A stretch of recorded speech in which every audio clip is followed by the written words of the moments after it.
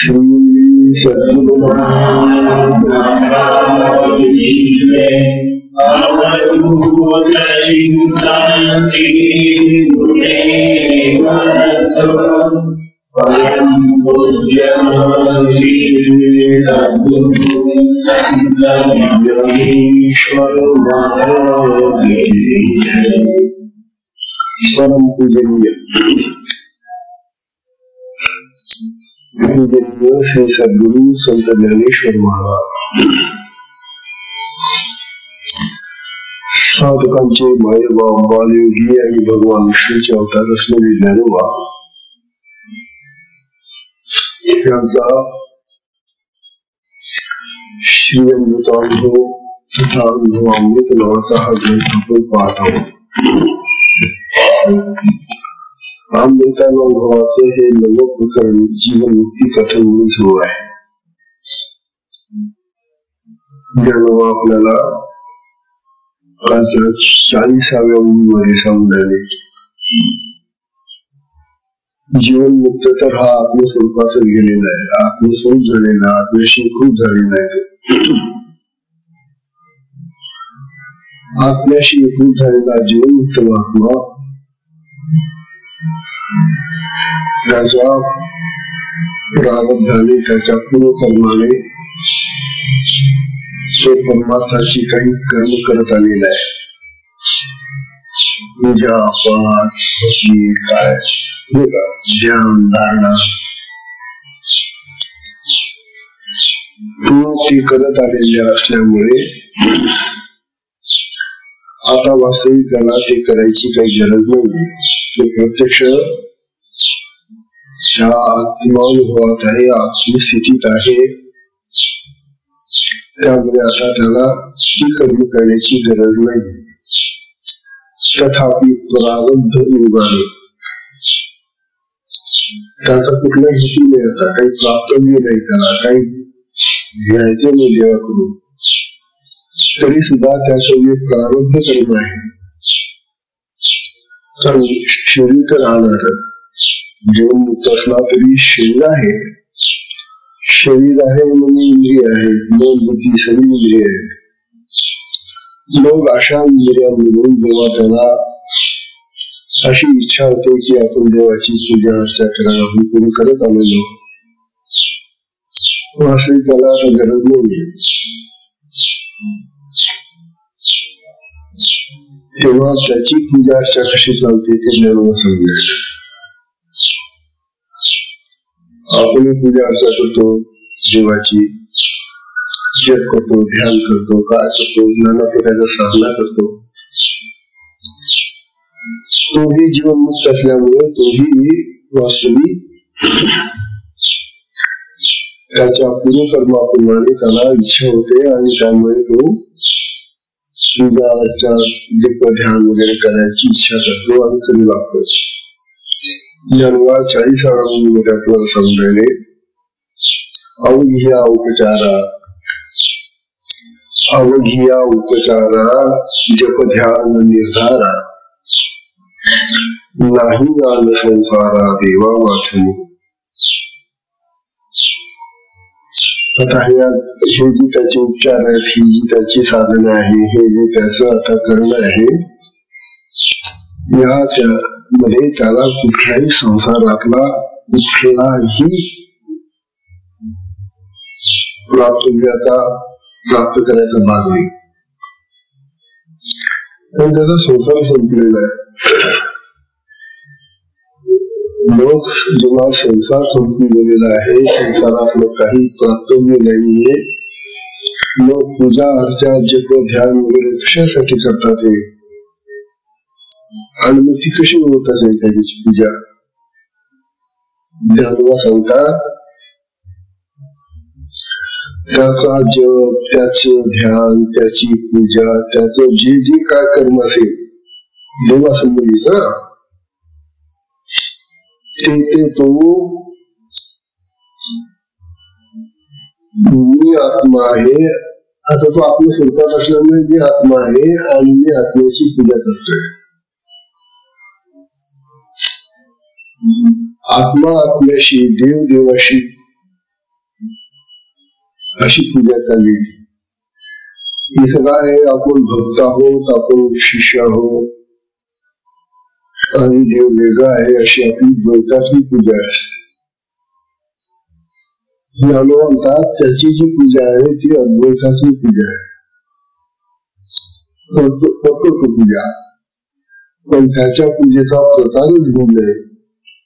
तो जो जप करतो ना कुठल्या देवाचा करत आहे सुद्धा, तो देव म्हणजे आत्मदेव आहे. मग तो दत्ताचा करो, रामाचा करो, कृष्णाचा करो, पांडुरंगाचा करो, पुन्हा ते जप करो.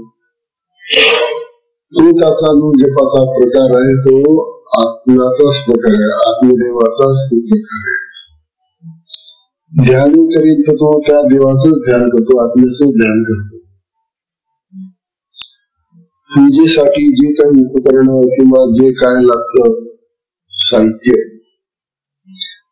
ते साहित्यही तो म्हणतो की हे सगळं हे भगवंता, हे आत्मराजा तूच आहे.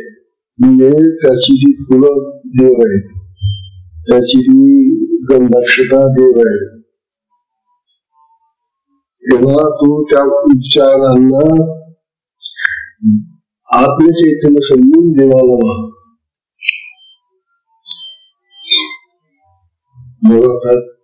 आपल्याला त्यावेळेला आत्म्याची आठवण सुद्धा होती, आपण पूजा तर करतो.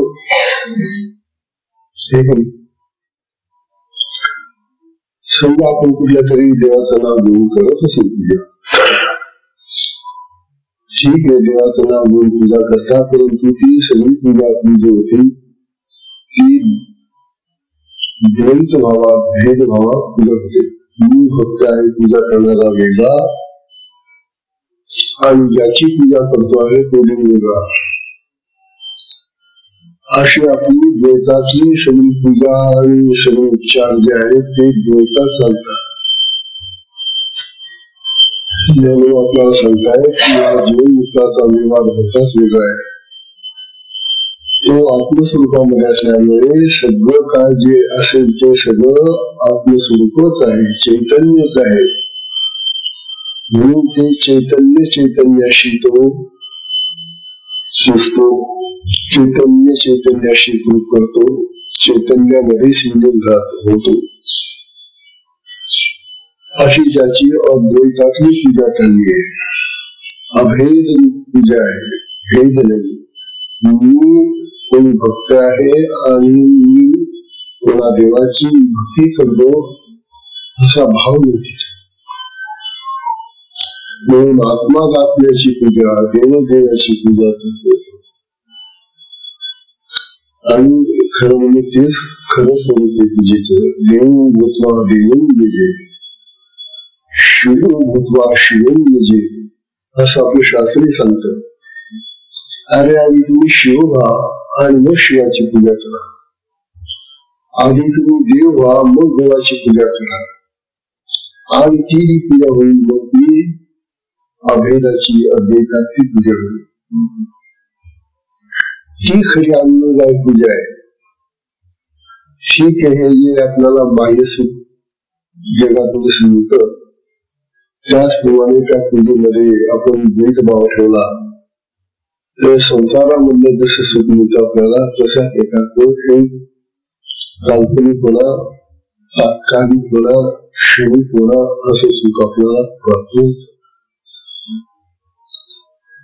तेव्हा सगळं जर चैतन्य स्वरूप आहे तर त्या चैतन्यामध्येच तो बसलेला असल्यामुळे ते चैतन्य म्हणूनच तो चैतन्याला चैतन्य देत असतो. असं त्याचं ते स्वरूप आहे पूजेचं. आता 41व्या विभाग, या 41व्या मध्ये ज्ञानोबा सांगणारे आता देवातेची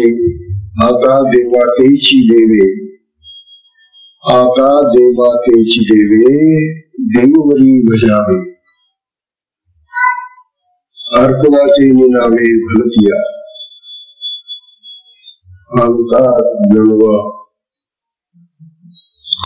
आता देवतातेची देवे देववरी भजावे. जो पूजक आहे, पूजा करणाराही तोही देव, आणि ज्याची पूजा करतो तोही देव. म्हणजे देवाने देवाची पूजा करायची. देवघरी भजावे, देवावरच भक्ती पूजा चाललेली, भजन चालले. देवाने देवाला देवस्वरूप समजून पूजा करायची. आज जे काय पूजेचे साहित्य आहे ते अर्पण करत असताना ते सुद्धा ते साहित्य म्हणजे देव नाहीये, ते सुद्धा चैतन्य आहे. ते आत्मस्वरूप आहे. गंध आत्मस्वरूप, ती अक्षता आत्मस्वरूप, ती फुलं आत्मस्वरूप, ती पानं आत्मस्वरूप, चैतन्य स्वरूप. असं चैतन्याने चैतन्याची पूजा चाललेली.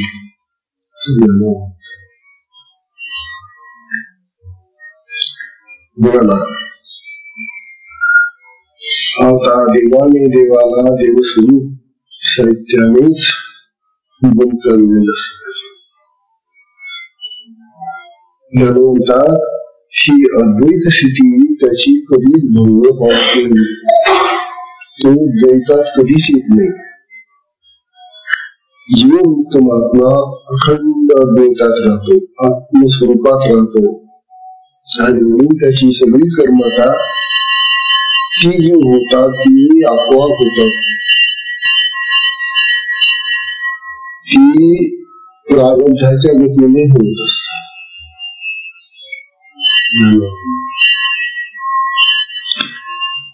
तेव्हा जाणू आता या मुलीतून आपल्याला असं सांगताय,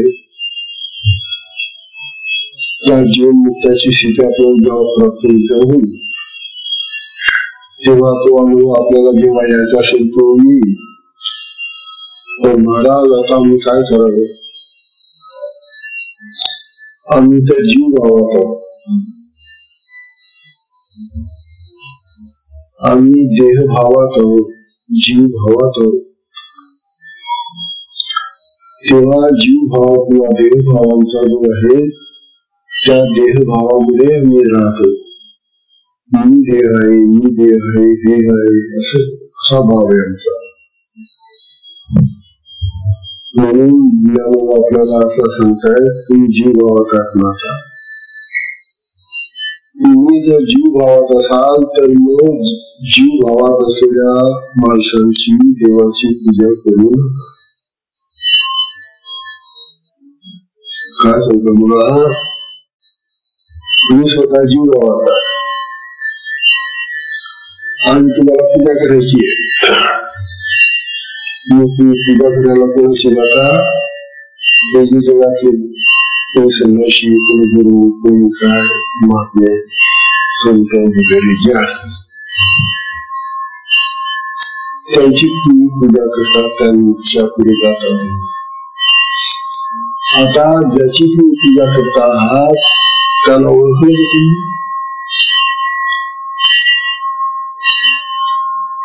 त्याला ओळखा. तो जो जीव भावात असेल आणि तुम्ही जीव भावात आहे. जीव भावातल्या साधकाने जीव भावातल्या गुरुची पूजा करणं काही फायदेशीर नाही. आणि म्हणून जीव भावामध्ये जे गुरु असतात त्या जीव भावामध्ये असलेल्या गुरुची जीव भावाने पूजा करणारा जो पूजक आहे त्याला जगाचंच हे जे आहे काही त्याच्या ज्या आशा इच्छा असतात त्याच मागतो केलं. गुरुच्या जवळ काय मागावं हेही त्या पूजकाला माहिती नसेल. जीव भावातला पूजक तुम्हाला दुसरं काय देऊ शकेल? तो आत्मस्वरूपातलं जे देणं आहे ते कसं देऊ शकेल? तो त्याच्या कक्षेमध्ये जेवढं येतं तेवढं दिल नसो, त्याचा अधिकार जेवढा असेल तेवढं तो देतो तुम्हाला. म्हणून जाणून आपल्याला असं सांगतात, अहो साधकांनो, तुम्ही तर काही ही सिद्धमहायोगाची दीक्षा घेतलेली, ही आत्मस्थितीची आत्मस्थितीमध्ये पोहोचवणारी अशी दीक्षा आहे. ही कुंडली शक्ती म्हणजे आत्म्याची शक्ती आहे. त्या शक्तीची तुम्ही साधना घेऊन तुम्ही जीव भावामध्ये असलेल्या गुरुची पूजा करून राहिले आणि जीव भावामध्ये असून तुम्ही त्याच्याकडून या संसाराचे लाभ संसाराचे फायदे मिळवण्याचा प्रयत्न करता. असं कितीही केलं तुम्ही मरेपर्यंत तरी जीवन मुक्तीचं काय साधी समाधी सुद्धा प्राप्त होणार. करा किती साधना करून. साधना करताना साधकाने आपला स्वतःचा अधिकार ओळखून नंतर ज्या गुरुकडे आपल्याला काही पूजन वगैरे करायचंय त्यांना ओळखलं पाहिजे असे ज्ञान बोलतात. येत आहे ज्ञानवांचं कथन कसं आहे की ज्ञानोबा सांगतात की माझे सगळे हे जे भक्त आहे शिष्य आहेत त्यांनी आत्मस्वरूपाकडे यावं आत्मस्वरूपामध्ये राहावं किंवा आत्मस्वरूपाला भजावं आत्म्याची आठवण करून जे आहे ना त्याला भजावं. एवढं करता येईल तुम्हाला. ज्याला तुम्हाला पूजा करायची ज्याला तुम्हाला भजायचं आहे त्यावेळेला ते पूजन करताना आत्म्याचं स्मरण करून भजा असं ज्ञान सांगणारे. अर्पणाचे निराळे भूतिया. अर्पण करताना देताना ते जे अर्पण तुम्ही करता आहात ते अर्पण सुद्धा ते चैतन्याचं आत्म्याचं अर्पण आहे असं तू महात्मा समजतो. जीवन मुक्त आपलं जे अर्पण आहे ते अर्पण हे लौकिक असतं जगात नसतं. देवभावामध्ये असलेले आम्ही देवभावानेच त्याची पूजा करतो आणि पूजेसाठी आणलेले साहित्य ही जगातलं जे गोष्टातलं साहित्य आहे हेच आम्ही त्याची पूजा करतो त्या देवाला वाहतो. मग आता देव आम्हाला का सांगले की अरे साधकांनो तुम्ही जर जीव भावात असाल तर जीव भावामध्ये असलेल्या गुरुची पूजा करू नका. नंतर कशाची पूजा करावं महाराज आम्हाला तर काही माहिती नाही. ते म्हणतात जीव भावाने असलेल्या साधकाने देवाची पूजा करावी. मग जीवाची जीवाने पूजा करू नये. काय करावं जीव भावामध्ये असलेल्या साधकाने देवाची पूजा करावी. म्हणजे श्रेष्ठ की एवढं खरं की जो कोणी तुम्हाला गुरु दिसला जो कोणी तुम्हाला महात्मा दिसला ठीक आहे पण तो महात्मा जर तुम्हाला ओळखता येत नाहीये तो जीव भावात आहे का आत्मभावात आहे हे जर तुम्हाला कळलं नाही तर तुम्ही जीव भावातले लोक जीव भावाच्याच माणसाची पूजा करून काय मिळवणार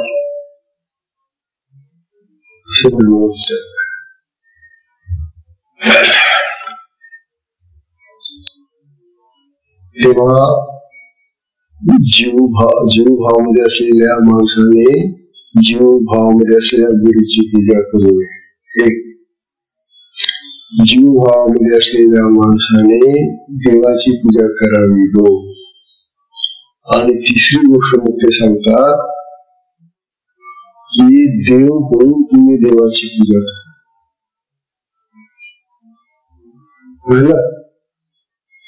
पूजा करायची तुम्हाला आधी तुम्ही देव व्हा. देवाला आत्मस्वरूप प्राप्त करा आणि आत्मस्वरूपात आल्यानंतर मग तुम्ही ज्या देवतेची पूजा कराल त्या देवतेकडे सुद्धा आत्मस्वरूपाने बघा आणि आत्मस्वरूपामधला साधक आत्मस्वरूपाकडेच पाहतो. म्हणून तर ज्ञानोबा जेव्हा चांगदेवाला पाहतात तेव्हा त्या चांगदेवामध्ये त्यांना आत्मा दिसतो. कारण आत्मस्वरूपामध्ये असलेले महात्मे नेहमी आत्मस्वरूपाचं दर्शन देतात. म्हणून तुम्ही देव बना आधी आणि मग देवाची पूजा करा. हा तिसरा उपाय देव आपल्याला सांगून राहिला, पूजेचे प्रकार सांगून राहिले आपल्याला. आज जगामध्ये जीव जीवाचीच पूजा करून राहिलेली आहे. मुक्का प्राप्त होणार आहे ना. तात्पर्य असं की आणि मग ज्या उपचारांनी आपण त्या याची पूजा करतो तो उपचार सुद्धा मग लौकिक होऊन जातो, जगाचा उपचार होऊन जातो. मग तुम्ही आणलेली फळं, तुम्ही आणलेली फुलं, अक्षता, गंध वगैरे हे सुद्धा हे जगाचे जड पदार्थ होऊन जातात. जेव्हा जीव भावाने तुम्ही जीव भावाची पूजा करता त्यावेळेला हे जे साहित्य घेऊन पूजा करताना ते साहित्य जड साहित्य, लौकिक साहित्य, जगाचं साहित्य. पण तुम्ही जेव्हा देव होऊन देवाची पूजा करायला त्यावेळेला हे जे साहित्य आहे ना हे सुद्धा चैतन्यमय असतं. चैतन्य स्वरूपामध्ये असलेल्या साहित्याने चैतन्य स्वरूप त्या देवाची पूजा करायची. मग ते आपलं साहित्य चैतन्य स्वरूप राहतात. आणि काय ते हे कसं जिकडे तिकडे चैतन्यच पसरले ना. या सगळ्या विश्वामध्ये चैतन्याशिवाय दुसरं काहीच नाही.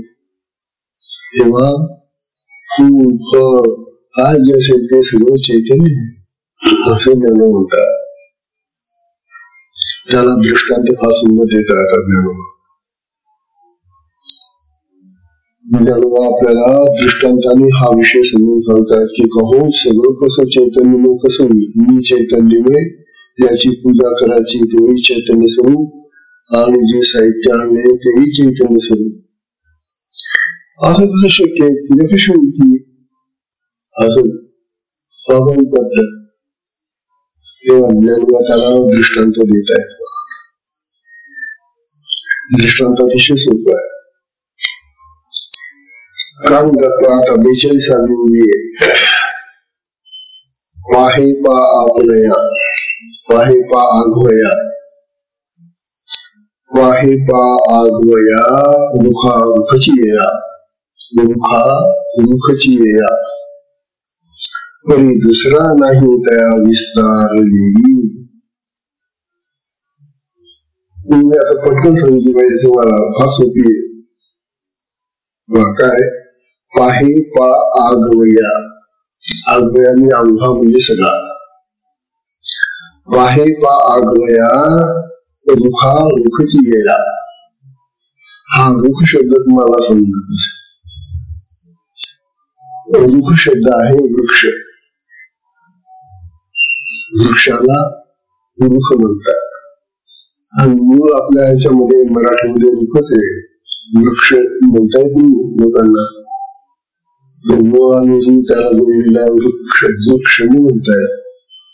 लोक त्याला रुख म्हणतात, झाड म्हणतात. रुखा रुखची या. अहो तुम्ही ते वृक्ष पाहता, कोणता वृक्ष घ्या, आंब्याचं झाड घ्या, पिंपळाचं, वडाचं, कोणती झाड घ्या. बनवता तुम्ही त्या आंब्याच्या झाडाकडे पाहून राहिले. आता आंब्याच्या झाडाखाली जाऊन आंब्याच्या झाडाला तुम्ही जेव्हा पाहता तेव्हा तो अवघा म्हणजे सगळा, तो सगळा वृक्ष वृक्षच आहे ना. मग त्याच्या फांद्या जरी भिन्न भिन्न असल्या तरी तो वृक्षच आहे. त्या फांद्यानं आलेली पानं त्या वृक्षाचीच आहे, तो वृक्षच आहे, त्याला वृक्षच म्हणावं लागेल. त्या फांद्यानं आलेली फुलं वृक्षच आहे, त्या फांद्यानं आलेली फळं वृक्षच आहे. म्हणजे झाड ते एकच आहे. खालपासून वरपर्यंत ते एकच एक वृक्ष येतो. परंतु या वृक्षाला विविधता आहे, अनेकत्व आलंय. फांद्या वेगळ्या, फुलं वेगळी, पानं वेगळी, फळं वेगळी. हा जो विविधतेने नटलेला एकच एक वृक्ष आहे आणि वृक्षच येतो. तसं हे चैतन्य जे आहे, आत्मा जो आहे ना तो तसा आहे. हे जगातलं सगळं चैतन्य विविध रूपाने नटलेलं आहे, तो आत्माच. हे चैतन्यच त्या वृक्षाप्रमाणे विविधतेने नटलेलं आहे.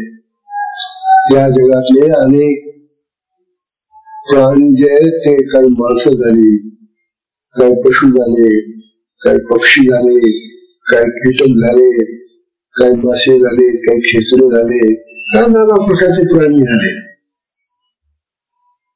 परंतु या सगळ्या प्राण्यांमध्ये तो आत्मा आहे. आत्मा म्हणून एकच आहे, देह भिन्न आहे, प्रकार भिन्न आहे. जशी त्या झाडाची ती पानं भिन्न आहे, फांद्यापेक्षा पानं भिन्न असतात की वेगळे असतात ना. फांद्याला कधी पानं म्हणाल का तुम्ही, फळाला कधी फळ म्हणाल का तुम्ही. मग ते जसं तुम्ही वेगळं म्हणतात तशा प्रकारे या जगातली जी विविधता आहे, अनेकत्व जे आहे ते असंच आहे. परंतु त्यांचा सगळ्यांचा आधारभूत आत्मा आहे, आधारभूत चैतन्य आहे, आत्मचैतन्य आहे.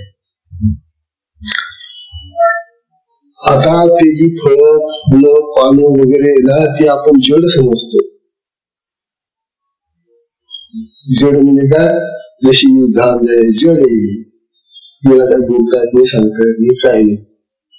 पण ते ज्ञान म्हणतात कोणताही पदार्थ या जगामध्ये जड नाही आहे. आमची दृष्टी जडाची असल्यामुळे आम्हाला जड दिसते. चैतन्य जड हा भेद आम्ही करतो.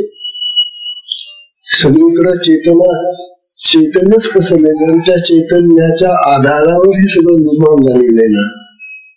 त्यामुळे त्या ज्याला तुम्ही जड म्हणतात त्या जडामध्ये सुद्धा चैतन्यत्व आहे, पण ते आम्हाला दिसत नाही एवढं.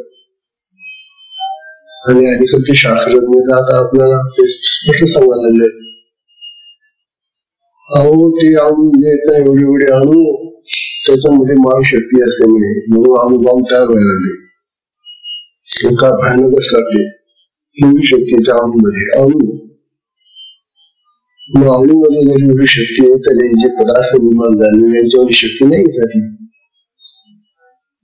मग आजच्या विज्ञानाने हे सिद्ध करून दाखवलेले की तुम्ही जरा जड जे म्हणतात तेही शक्तीयुक्त चेतन आहे, फक्त तुमची दृष्टी त्या चैतन्याला पाहू शकत नाही, म्हणून तुम्हाला ते जड वाटतात. असा हा विषय. ज्ञान म्हणतात वाहे पाया रुखा रुखची जया. वृक्षाकडे पाहत असताना संपूर्ण वृक्ष जेव्हा आम्ही निहाळतो त्यावेळेला आम्हाला असं दिसतं की त्या ठिकाणी खूप अनेक प्रकार दिसतात. त्याचं फूल वेगळं दिसतं, त्याच्या फांद्या वेगळ्या दिसतात, त्या फांद्यांना आलेली पानं वेगळी आहेत, त्या पानांच्या पुढे फुलं वेगळी दिसतात, फुलांच्या पुढे फळं वेगळी दिसतात. वृक्ष तेच आहे. त्याप्रमाणे हा आत्मराज हे आत्म्याचं चैतन्य सगळीकडे पसरलेलं आहे आणि तेच एकच एक आहे, परंतु त्याला विविधता आली, अनेकत्व आलं. तो अनेकत्वामध्ये शिरला, ते चैतन्य अनेकामध्ये गेलो. म्हणून आम्हाला चेतन आणि जड, जडामध्ये चेतन आहे परंतु ते जडाचं चेतन आम्हाला दिसत नाही. आणि जे जिवंत असतात, जीवित असतात, प्राणी असतात त्यांचं चेतना इंद्रिय आम्हाला विभोग करताना दिसतात, म्हणून ते जिवंत आहेत एवढं करून म्हणतो. सगळ्यांचं अधिष्ठान आत्मचैतन्य आहे, ब्रह्मचैतन्य आहे. चैतन्य खाली आणि त्याच्यावर हे सगळं निर्माण झालेलं आहे असं ज्ञान म्हणतात. चैतन्याच्या आधारावरच हे सगळं उभं आहे, हे सगळं जग. म्हणून हे जग सुद्धा चैतन्याशिवाय दुसरं काहीच नाही. ब्रह्म सत्यम जगन मिथ्या असं जे आचार्य म्हणतात, मिथ्या या शब्दाचा अर्थ खोटं नाही, परिवर्तनशील, बदलणार.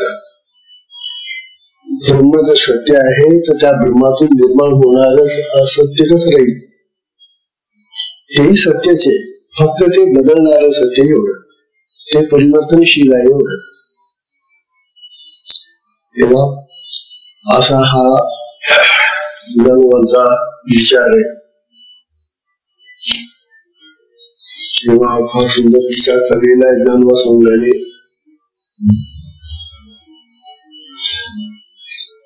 जीवनमुक्त पुरुषाची ही जी ज्ञानोत्तर भक्ती आहे, त्याला जे आत्मज्ञान झालं आणि त्या आत्मज्ञानामध्ये तो आहे, तो आत्मस्वरूपात आहे, तेव्हा त्याची जी भक्ती आहे ती भक्ती तर आमच्या काही बाबा डोक्यात बसत नाही. बसेल कशी? आम्हाला धड आत्म्याचा अनुभव नसल्यामुळे आम्हाला द्वैतामध्ये राहतात.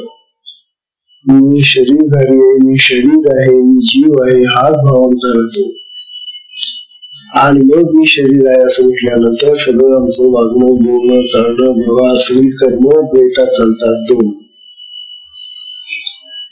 तेव्हा ज्ञानोबा तुमचा हा जो विचार आहे जीवनमुक्ताचा, व्यवहाराचा, त्याच्या पूजेचा, त्याच्या कर्मांचा, हा आमच्या कधीही डोक्यात शिरत नाही. कसा शिरेल सांगा? ज्याचा कधी अनुभव नाही आम्हाला, अनुभवाच्या पलीकडची गोष्ट आम्हाला ज्ञानोबा सांगून राहिले, तो आम्हाला कसा समजणार?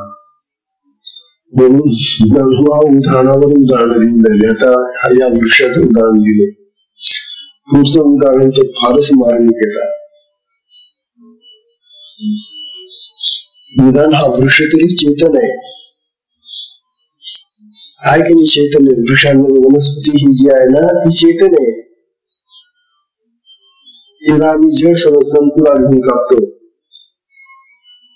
काय वस्तू काढलंच का? वृक्षात तोडतो, तिची फुलं तोडतो, फांद्या तोडतो.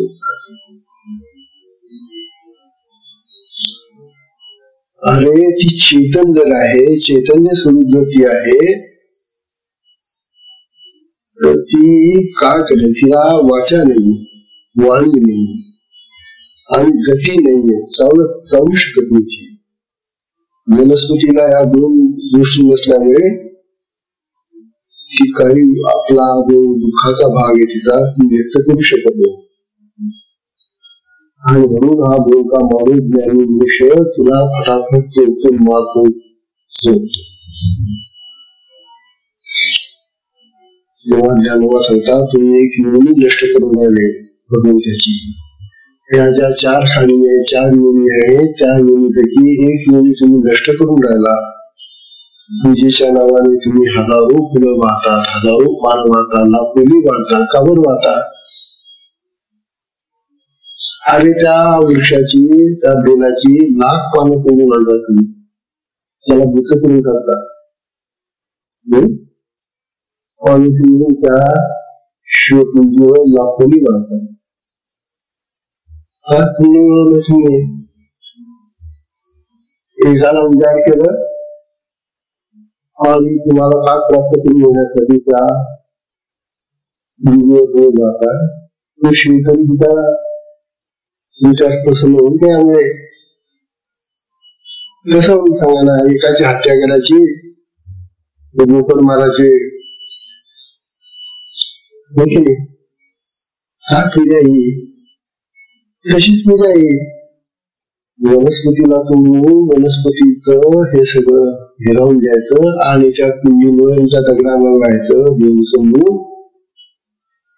हे तर त्या मेंढ्या, बकऱ्या, कोंबड्या मारण्यासारखं ते नव्हतं.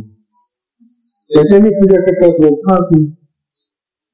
मग ते मारणं काय, हे मारणं काय अगदी सारखं आहे. साधकांना तुम्ही तरी कसं करू नका लोकांना न जाणं का जे झालं जे होऊन गेलं. पण यापुढे लक्षात ठेवा की ती वनस्पती आपल्यासारखी जिवंत आहे, तिला भावना आहे, तिला फार कळतं बरं, त्याच्यापर्यंत फार झालेली. एका माणसाने द्राक्षाच्या मुळामध्ये द्राक्षाचं वेल लावलेले होते, त्यांनी मंडप केलेला होता. तो दररोज जाऊन त्या ठिकाणी भगवद्गीता वाचायचा त्या मंडपाखाली.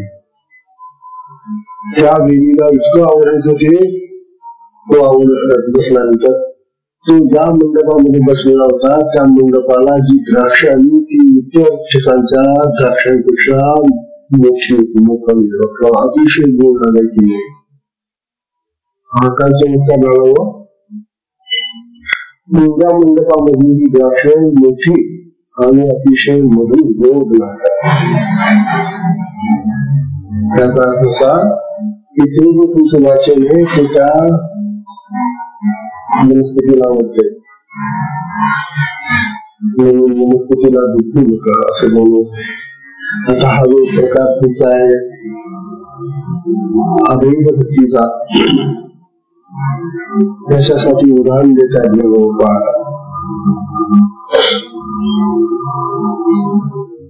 भगवंता देव देव परिवार हा सुंदर काही आणि फार प्रसिद्धही. ही ओळी अनेक संतांनी उद्धृत केलेली. देवांची ही ओळी फार प्रसिद्ध ओळी. त्यांचा देव देव आणि परिवार ही जे कोणी गंगरी देव देव परिवार केला, कशाने डोंगर करून तयार केला. ही जे कोणी डोंगरी ऐसा भक्तीचा विवारू कान व्हावा, ऐसा भक्तीचा विवारू कान व्हावा. आपल्याला उदाहरण देऊन गेले. आपल्या ज्या अजिंठ्याच्या लेण्या आहे, वेरूळच्या लेण्या आहे, तिथं जा.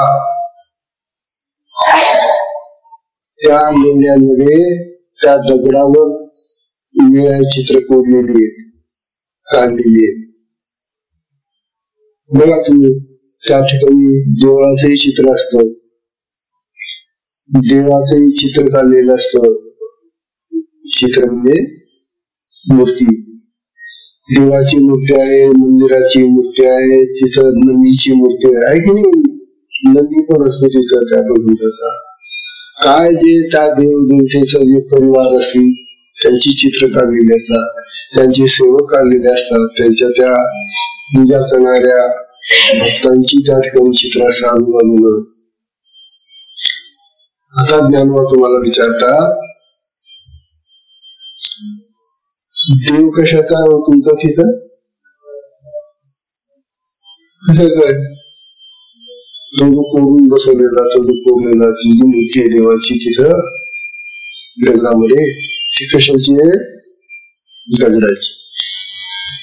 मग तो जो मंदिर आहे त्याच्या पुढे तो कशाचा आहे? तो दगडाचा. आणि ते जे देव बांधले तिथं तेही दगडाचं. म्हणजे एका दगडाचं मंदिर पण असू शकतं, देव पण असू शकतो, त्याचा परिवार पण असू शकतो. मग असा भक्तीचा व्यवहार का होऊ नये? भक्तीमध्ये तुम्ही काय वाढ करता? म्हणून आत्मस्थितीमध्ये असलेला जो महात्मा आहे त्याचं चैतन्य, तेच चैतन्य नाना प्रकारची रूप घेत होते. ते कधी देवाचं रूप घेईल, कधी प्राण्याचं रूप घेईल, कधी वनस्पतीचं रूप घेईल, कधी जड पदार्थांचं रूप घेईल. चैतन्य म्हणून एकच आहे ना सगळं. जसं तिथं तो दगड एक आहे कोरलेला, कोरलेल्या दगडामध्ये जशा त्या मूर्ती दगडाच्याच आहे सगळ्या, पण भिन्न भिन्न अशा आहेत. तिथं तुम्हाला चालतं. आणि मग या चैतन्यामध्ये निर्माण झालेल्या ह्या ज्या मूर्ती आहेत याने चालत तुम्हाला. ती कोंबडी माराशी वाटते, ती बकरी माराशी वाटते. का बरं? आणि ती त्या चैतन्यामध्ये निर्माण झालेली ना, तिच्यामध्ये पण चैतन्य आत्मा आहे ना. सुंदर. मग भक्तीचा व्यवहार असा का होऊ नये असं ज्ञानोबा विचारतात. देव देव परिवारू की जे तू डोंगरू तैसा भक्तीचा व्यवहार काल व्हावा. सुंदर आहे. तळमळीने दृष्टांत देऊन झाले. वृक्षाचा दृष्टांत दिला. आता वृक्ष तरी चेतन आहे, परंतु आता हा जो दगड आहे ज्या दगडामध्ये ते कोरलेला आहे तो तर जड आहे ना तुमच्या दृष्टीनं.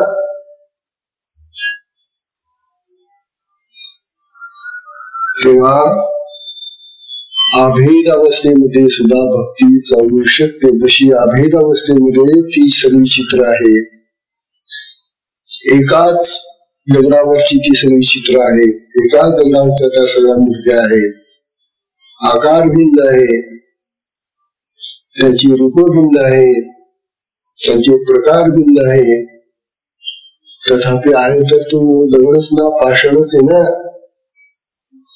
मग पाषाण भिन्न एकच असला आणि मूर्त्या भिन्न असल्या म्हणून काय झालं? तसं हे जे चैतन्य आहे, ब्रह्मचैतन्य, आत्मचैतन्य, हे सगळं एकच एक आहे आणि त्याच्यामधून हे सगळं उद्भूत झालेले, वर आलेले, निर्माण झालेले. त्या महाशक्तीनं, त्या प्रकृतीनं, त्या महामायेनं हे सगळं जगत निर्माण केलेलं आहे. कशातून केलं तिने? तिने हे जग निर्माण करण्यासाठी कोणतं साहित्य कुठून आणलं होतं? त्या चैतन्यातूनच तिने सगळं काढलं ना. कल्पना करा तुम्ही की सुरुवातीला जेव्हा हे जग होतं मग तेव्हा काय होतं? तेव्हा शून्य होतं का? काही शून्यवादी लोक ते म्हणतात शून्य होतं अति त्यांच्या मताने. पण आपल्या मताने असं आहे की त्यावेळेला ते ब्रह्म होतं, परब्रह्म होतं. त्या परब्रह्माची शक्ती, ही शक्ती अनेक रूपाने नटली. एकोहम भविष्याम, मी एक आहे, मी अनेक होईल. मी एक आहे, अनेक होईल. हा जो विचार आहे ज्ञानोबांचा, ब्रह्म जर एकच होतं, एकच आहे, एकच असतं, एकच राहतं, एकच असेल, तर त्याची जी शक्ती आहे त्या शक्तीमधूनच हे सगळं निर्माण झालेले.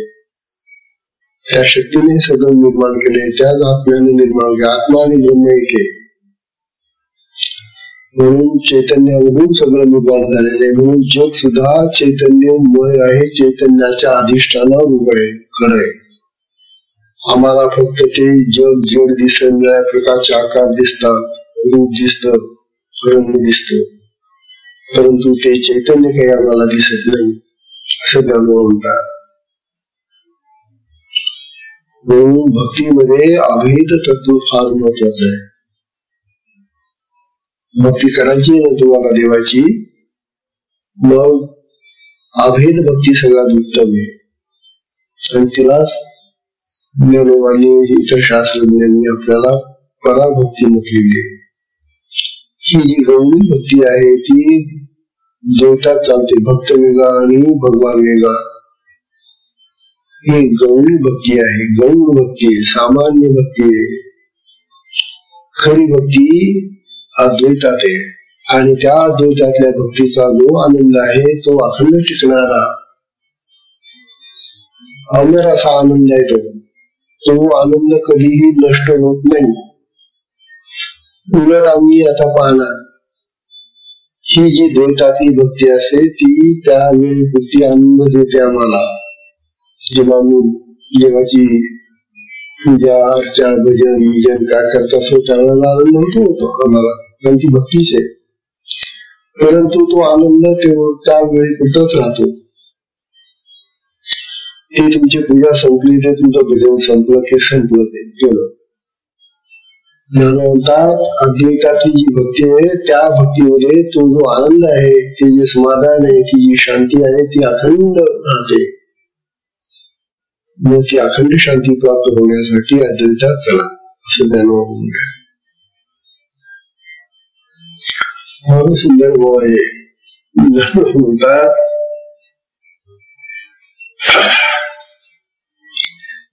ज्यांना असं वाटत असेल की भेदा वाचून भक्ती होत नाही, ज्यांना असं वाटत असेल की भेदाशिवाय भक्ती होत नाही, त्यांनी ज्ञानोबांची ही 43वी ओवी पाहा. तेव्हा ज्ञानोबात तेसा भक्तीचा व्यवहार कान व्हावा. तेव्हा हा भक्तीचा व्यवहार द्वैतातच व्हायला पाहिजे का? नाही, तो अद्वैतात का होऊ नये आणि होतो. ज्ञानोबांचा हा अनुभव आहे. ज्ञानोबांचा तो अनुभव असल्यामुळे आपला अनुभव समजला आम्हाला. हो, अद्वैतामध्ये सुद्धा भक्ती होऊ शकते बरं. तेव्हा वस्तुस्थिती अशी आहे की आम्हाला थोडस मिळालं तरी बरं वाटत. आपला विशेषतः आपला हा जो देश आहे ना, या देशामध्ये इतकं दारिद्र्य आहे. इतर देश जर पाहिले आपण, इतर सुधारलेले देश, त्या देशातला सगळ्यात जो गरीब मनुष्य असेल ना, त्या देशातला सगळा जो गरीब असेल ना, तो या देशातला सगळ्यात श्रीमंत आहे.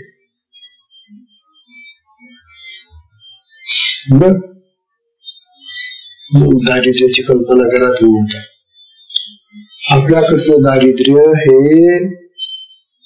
फार मोठं दारिद्र्य, आणि अशा प्रकारच्या आपत्ती आल्या आणखी आसमानी आणि सुलतानी. या ज्या जी संकट येतात, त्या संकटामध्ये आम्ही कितीतरी जीव गमावून देतो, कितीतरी लोक मरून जातात, भराभर मरून जातात. काय असा देश नव्हता.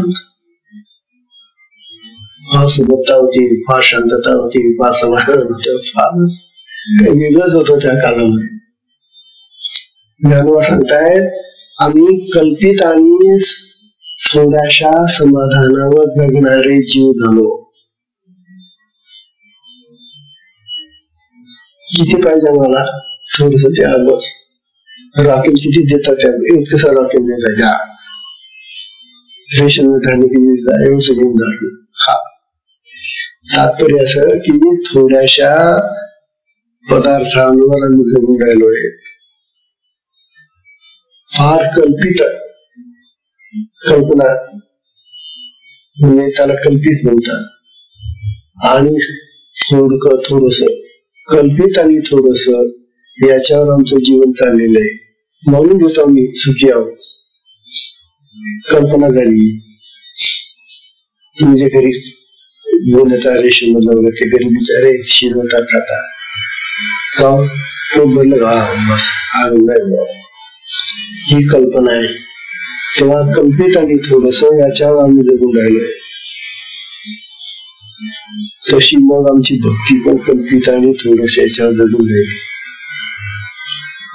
जर आमचं जीवनच असं थोडस याच्यावर जगून राहिलेलं आहे, थोडासा आनंद मिळाला तरी आम्ही समाधानी आहोत, मग तो आत्मानंद तर फार मोठा आहे, तो अखंड टिकणारा आहे. मग त्याची इच्छा कशी काय होईल? अरे तो आत्मानंद ते घेऊन पहा, तो काय आहे, तो अपार मोठा आहे, अखंड टिकणारा आहे, सतत राहणार आहे, कधी नष्ट न होणार आहे. असा तो आनंद आहे, असं ते समाधान आहे, असं ते सुख आहे. म्हणून ते सुख, ती श्रीमंती आपल्याला मिळाली पाहिजे. आमच्या या दारिद्र्यामुळे आम्हाला ती श्रीमंती मिळत नाही. दरिद्री माणसाला दरिद्रीपणाची सवय लागली आणि मग त्याला श्रीमंतीची कशी काय सवय लागेल त्याला, मग आहे त्या स्थितीमध्ये तो जगत असतो. ज्ञानोबा आपल्याला सांगून राहिले की बस झाला आता हे जीव भावामध्ये आणि द्वैत भावामध्ये अभेदामध्ये या, चैतन्यात या, चैतन्याच्या स्वरूपामधून बघा आता जगाकडे. असा हा उद्देश आहे जीवनमुक्तीचा. म्हणून हा प्रकारच वेगळा आहे. हा प्रकार कुठल्याही इतर देशातल्या माणसाला आपण जर सांगितला की असं असं असतो तो त्याला पटेल कमी नसतो. तेव्हा ज्ञानो आपल्या देशातल्या ह्या माणसांना आपल्या साधकांना सांगतायत. आपल्याला परंपरा आहे, आपल्या परंपराही आपल्या चांगल्या खंडीत होऊन चाललेल्या आहेत. विसरत चालू आपण. आपल्या ज्या महान परंपरा आहेत ऋषीमुनींच्या, त्या परंपरा आपण विसरून चालू आहेत. म्हणून त्यामुळे आपल्याला स्मरण करून देत आहेत, सांगतायत की चला तुम्ही अद्वैतात या, चैतन्यात या, त्या चैतन्याकडे चला, त्या आत्मस्वरूपाकडे चला. ऋषी तर फारच सुंदर आहे बाबा. सत्संगाची वेळ संपली. 44 वाचून दाखवतो. बघा समजली तर. ज्ञान म्हणतात अहो अहो साधकांनो, आता तुम्हाला हाका मारून द्या ज्ञानोबा उंच द्या. असं गप्प बसून नाही चालणार. आता त्यांच्या म्हणण्याला प्रतिसाद द्या. अहो मुगी मुग जैसे, मुगी मुग जैसे, घेता न घेता नवल नसे, घेता न घेता नवल नसे, केले देवपण तैसे दोन्ही करी. बाबा काय होईल. धन्य देवया, तुम्हाला काही कळणार नाही. कशी बघली बघायला पुन्हा वाचलो. अहो मुगी मुग जैसे, करणार तुम्हाला मुगी मुग जैसे, घेता न घेता नवल नसे, मुगी मुग जैसे, घेता न घेता नवल नसे, केले देवपण तैसे दोही करी. केले देवपणे पण तैसे दोही करी. तेव्हा या उंचा अर्थ उद्या पाहून हा सुंदर उभी आहे. अशी ती करणारी नाही. हरिओम.